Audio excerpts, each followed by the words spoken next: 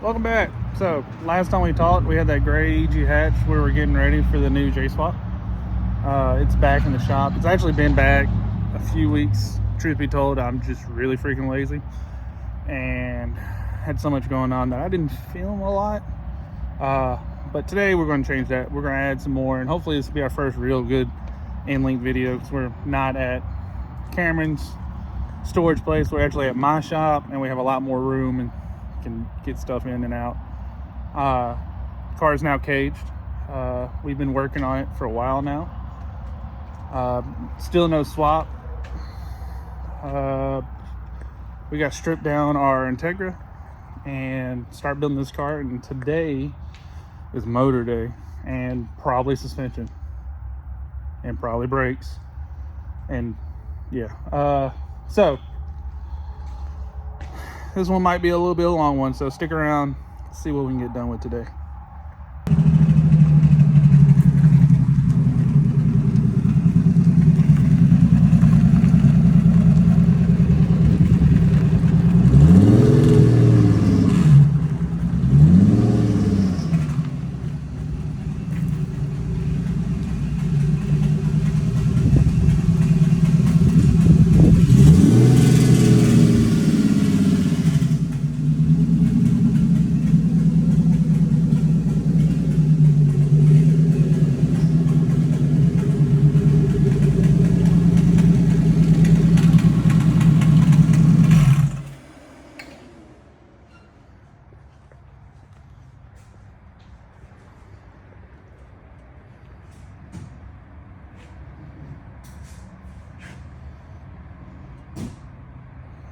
And there she is. Cameron, are you sad? Yes and no. Last time we tore our functional car down, it didn't go so well, and we regretted it. But we learned from that this time. So we ain't talked about it before on the channel, but me and Cameron, and with help of a few other people, we used to have around 800 wheel horsepower B series car that for this area was pretty fast. But at the time when we built that car, 2010 era, there was not all these option sets for your gear sets and your dog boxes and everything else that was affordable.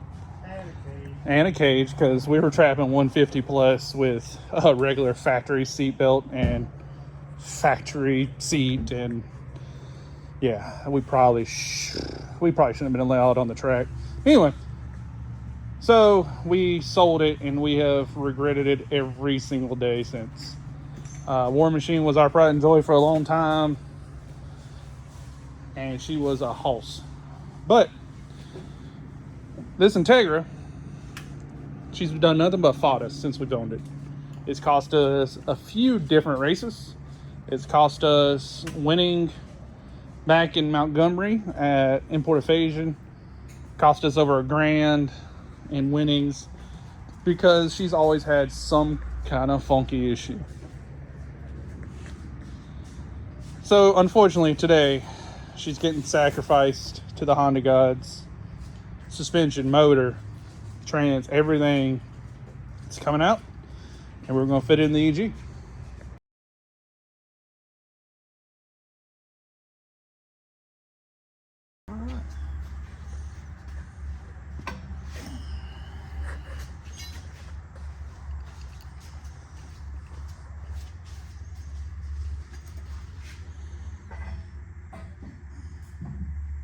Not too bad.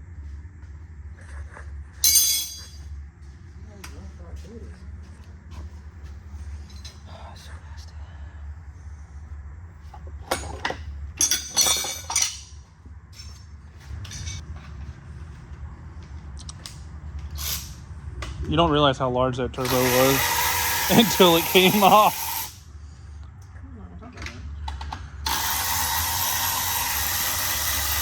Oh, turbo's off. Now for intake system.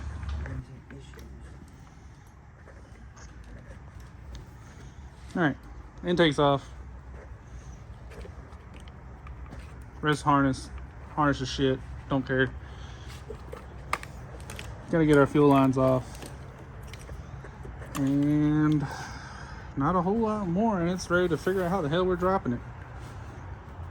First time we've done it on a lift, so. Cluster out. All right, fuel line's off, wiring harness off. So cables off. Hell yeah, drain pull axles. That's all I can see. And I can't, the drain pin's not short enough to fit under it, so I left it. What time is it? Like 2:20. 2:20? Hell yeah. I don't know, about an hour of work so far, and she's about almost ready to come out. If this had been a motor car, we already have it out. Oh, you just gonna cut it out and weld it? No, we're gonna have to cut a window. Gotta fucking love it. Yeah, we're gonna have to cut. All right, we got her out. We had to take a little taco break. We're gonna pull the rest. Custom. Ooh. Ooh. Custom. Ooh.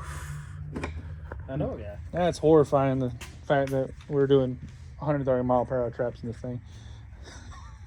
You only live once, right? Anyway, we are stealing the brackets here and there and the mounts for the EG chassis.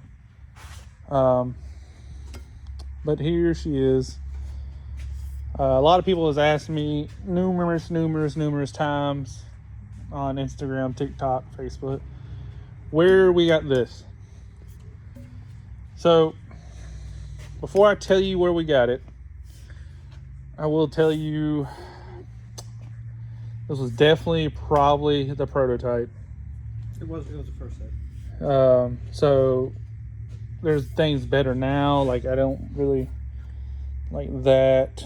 The way the has our up pipe created, it was not the greatest. But I can't bitch too much because, again, I am not a fabricator. I am a mechanic. So it is what it is. A guy in Florida, 850 Fabs, is who made this for us. Or for the original guy, he made the whole hot part kit. Headers, the up pipe, the perch for the turbo, all that was made by him. There's a few things I just absolutely can't stand, but again, I don't have that skill, so I'm not going to knock them right now. There's a few different things that we would have done differently if we started the build on this car, but we're just here to correct it. So now the thing is, we're going to open that door, we're going to get the EG back in here, start the process of fitting all of this, doing time and belt on this while we have it out. We also got word that our tuner will be in town before our next event, so maybe a little something going in there before. We got to find out. So part of the reasons we were getting rid of the Integra chassis is the horrible harness. No one really offered anything to help us besides cutting up the main harness and running the jumper and run our AEM V2. Until we met PJ. A while back, we sold PJ some parts. He told us he was starting to make these harnesses. Any of you J-Series guys probably seen them on all the groups on J-Series community, jseries.org, all that.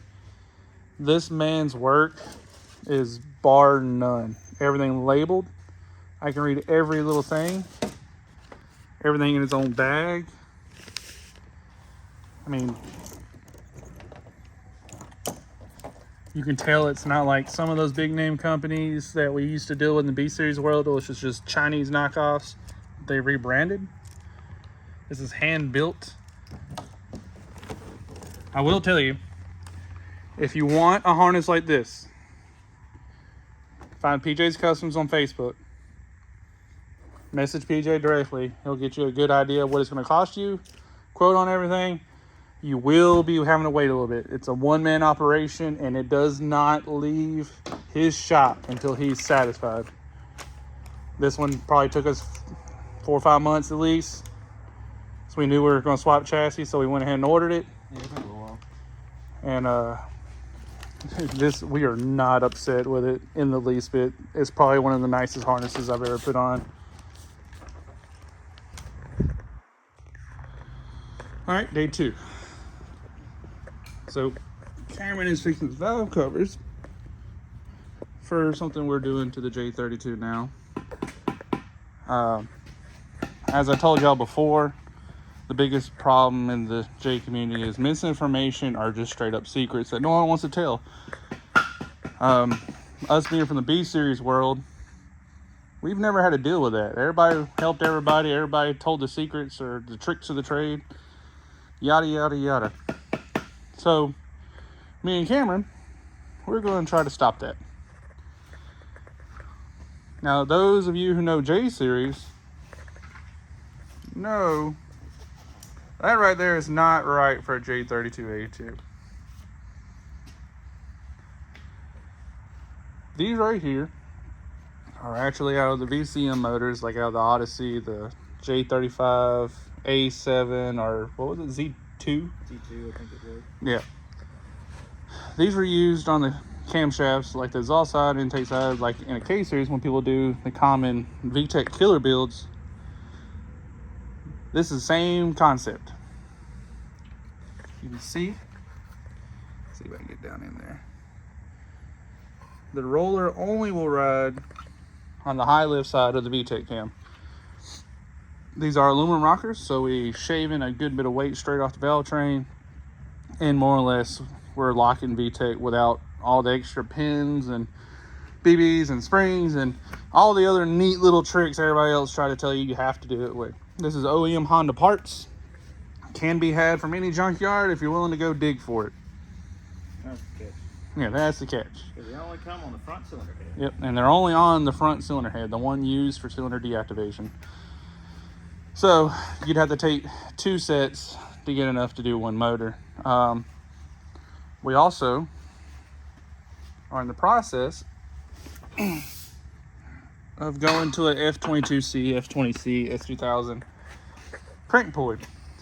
We found out we're going to modify some brackets and move the alternator and all that, but we're going to document that as well for the guys who don't quite can justify running an ATI raised dampener or can afford it and wants to run a F2000 fluid filled dampener that is balanced to 9,000 plus RPMs. So stay tuned for that, and we'll document, like I said, we'll document that all the way from where we're at now forward. All right, VTEC killer's in. You gotta set the valve latch like you do a factory, but let's see. Told you I was going to show y'all this S2000 F22C crank pulley. No modifications on this end of it, but as you can see, it's a good bit smaller, and they don't have the inner ring like the Gen 1 J32s do. So what we do is bolt it all down. We have an innovative alternator relocation bracket. They already come with these 2 holes here, and then come with 3 holes up here. Got to shave this little ear down. Not much, I mean, not much at all. These bolts are already ready to go. And then we notch this just to have added security. You can go in and drill right here, but we clearanced this for extra, and we didn't want to drill here and make the metal any weaker than it was. So we're going to leave it on 3 bolts, which that's not going to go anywhere. This is not a daily street car, so wear and tear. If you want to do this on a street car, that's something you can drive and beat on, you might want to reinforce this bracket, maybe not as trim as much as we did, and then you can drill that 4th hole. But alternator charging, it will probably charge fine with a factory alternator pulley. However, rule of thumb, if you reduce the diameter of your crank, you want to reduce the diameter alternator to keep a constant 13.5, 14 volts. So while digging through all our alternator parts, we found a alternator pulley That was actually for an old school D series 3-ring. That is about roughly the same reduction as this. We're going to modify the center hub and we're going to bolt it down to there. Should be fine.